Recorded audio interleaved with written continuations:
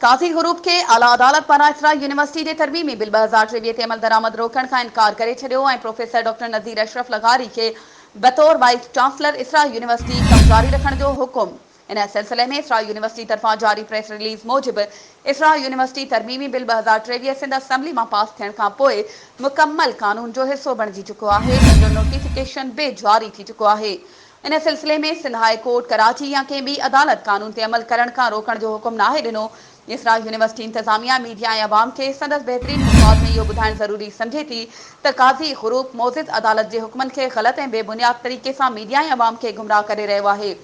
ऐं तौहीन अदालत जो मर्तकब थी रहियो आहे। प्रेस रिलीज़ मूजिब इसरा यूनिवर्सिटी जो बोर्ड ऑफ गवर्नेंस इसरा यूनिवर्सिटी जे वाइस चांसलर जे चूंड कंदो, पर अदालत पारां वक़्ती तौर इसरा university J board of governance जो इजलास मुनक़िद न करण जो हुकुम ॾिनो आहे, छो त काज़ी हरूप पारां हिकु ज्वाली बोर्ड ऑफ गवर्नेंस ठाहियो हो, जंहिंखे अदालत ख़त्म करे छॾियो आहे ऐं इसरा यूनिवर्सिटी जो असली बोर्ड ऑफ गवर्नेंस खे बहाल करे छॾियो हो, पर इन बोर्ड ऑफ गवर्नेंस खे इजलास मुनक़िद करण खां वक़्ती तौर ते रोकियो वियो आहे। जॾहिं इन जो फ़ैसिलो ईंदड़ ॿुधणी ते थींदो, हिते इहा ॻाल्हि अदालती हुकुम में वाज़े थी चुकी आहे त प्रोफेसर डॉक्टर नज़ीर अशरफ लगारी इसरा यूनिवर्सिटी जो कानूनी वाइस चांसलर आहे।